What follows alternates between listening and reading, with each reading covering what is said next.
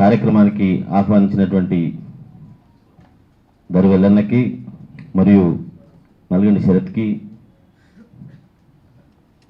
గత 30 సంవత్సరాలుగా ఒక మహోన్నతమైనటువంటి ఉద్యమాన్ని నడుపుతున్నటువంటి మాన్యశ్రీ మందకృష్ణ మాది గారికి, మా అన్న పృథ్వన్నకి, ఇస్మాయిల్ అన్నకి, గుడిపల్లి రవికి, మాట తిరుపతికి, మా యాదవ్ గారికి అందరికీ కూడా ఉద్యమాన్ని తెలియజేస్తూ ఓనా ఉస్మానియా మట్టి బిడ్డలారా మీకు ఉద్యమాభివందనాలు తెలియజేస్తా ఉన్నాను.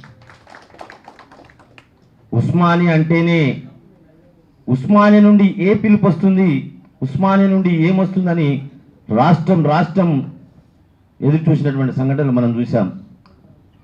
ఈ సభ ఇంతటితో చెప్పామని ఆల్రెడీ చెప్పిండు.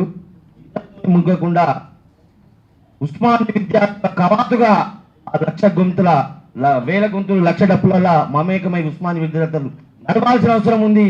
ఖచ్చితంగా మళ్ళీ 7వ తారీఖున లక్షలాది గొంతులతోటి వేలాది డప్పులతోటి ఖచ్చితంగా రావాల్సిన అవసరం ఉంది. ఇక్కడ ఒక గొప్ప సభ పెట్టుకోవాలని చెప్పి దానికి మా బీసీ సమాజంలో పూర్తి మద్దతు చేస్తున్నాం.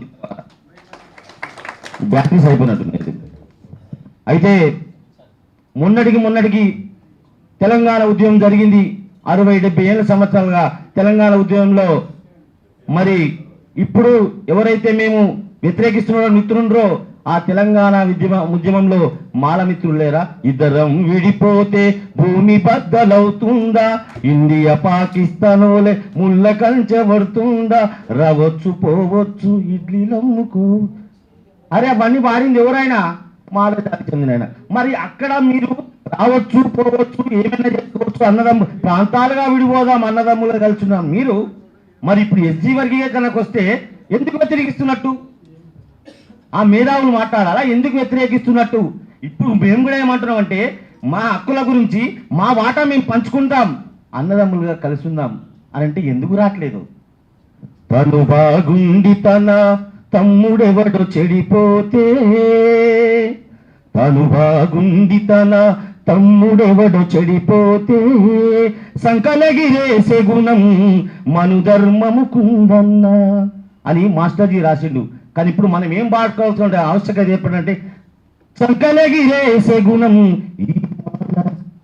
జాతికి ఉందన్న. వాస్తవా కదా? మరి చెప్పాలి కొట్టుకోవాలి గట్టిగా. అయితే తను బాగుండి తన తమ్ముడెవడు చెడిపోతే, సంకలగిరేసే గుణం మాల జాతికి ఉందన్న.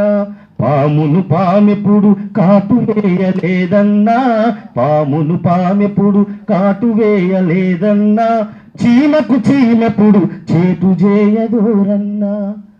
ఇదేమి ధర్మము మరి మను ధర్మము రోరన్నా, ఇదేమి ధర్మము మరి మను ధర్మము రోరన్నా.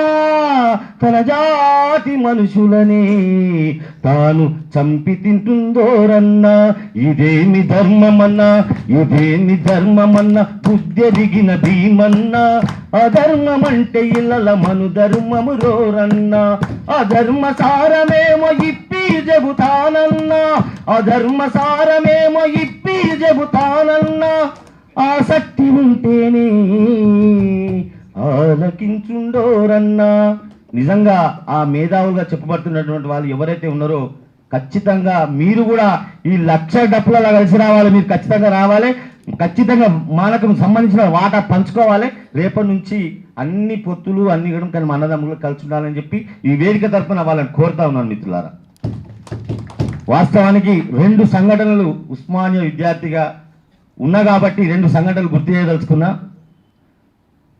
ఒకసారి ఏమవుతుందంటే 2003-2004లో ఒక ఎస్సీగా ఉండాలంటే, ఒక బీసీగా ఉండాలంటే చాలా ఇబ్బందులు పడుతుండే. ఒక గ్రూపు చట్టం గ్రూప్ అనేది ఎస్సీ సంఘం పెట్టిన వాళ్ళను ఎక్కడ ఒంటరిగా కూర్చున్నా కానీ కొట్టేటువంటి సందర్భం మన దగ్గర ఉన్నప్పుడు మేము బీసీలం కూడా ఎస్సీ ఎస్టీ సంఘంలో పనిచేయడం జరిగింది. ఒక సంఘటన జరుగుతుంది 57 హాల్లో, నువ్వు ఉన్నగా తమ్ముడు 57 హాల్లో జరుగుతుంది. సంఘటన ఏమైందంటే కార్యవర్గం ఏర్పాటు చేసుకుంటా ఉంటారు.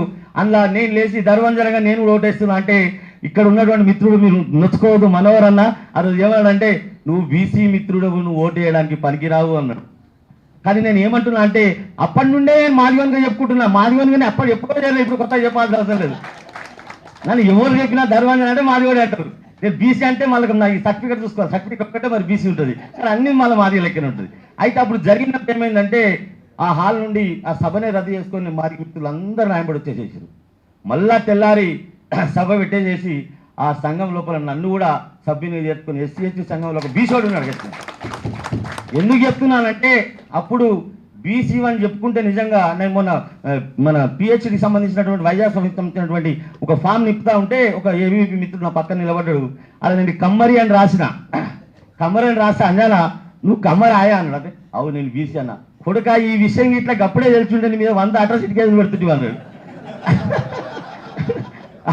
అంటే నేను చెప్పుకోవడం వల్ల కూడా అది ఒక అంటే అడ్వాంటేజ్ అయింది. కాబట్టి మిత్రులారా, ఉస్మానియాలో ఉన్నటువంటి ఒక ఇక్కడ నుంచి ఒక పొలికేక పోయిందంటే రాష్ట్రం మొత్తం వ్యాప్తుంది, ప్రపంచం మొత్తం వ్యాప్తుంది. కాబట్టి అన్న చెప్పినట్టు, ఇస్మాయిల్ అన్న చెప్పినట్టు వివిధ భావజ్వాలాలు ఉన్నటువంటి మీరు ఒక్క తాటిపై రావడం అనేది నేను నా ఉస్మానియా చరిత్రను మొదటి అనిపిస్తుంది. వాస్తవానికి మీరు గ్రేట్ అన్న, ఇంతమందిని ఒక్క తాటిపై వచ్చి ఒకే నినాదం పైకి తీసుకొచ్చినటువంటి గంట మందకృష్ణకే ఉన్నది. అది అంటే బికాస్ ఆఫ్ దట్ కాజ్, ఆ కాజ్ ఉంది కాబట్టి అందరు వచ్చిండ్రు. కాబట్టి ఒక గొప్ప సభను ఏర్పాటు చేయాలి. ఎల్లనాయుడు నల్గండి శరత్ మేమందరం బీసీలో మేము ఉంటాం, బీసీలో మేము మాదిగోళ్ళమే, మేము కూడా మేము ఉంటాం. ఖచ్చితంగా సభను చేసే లోపల మా భాగం కూడా ఉంటుందని తెలియజేస్తూ ముగిస్తున్నాం మిత్రులు. Thank you very much.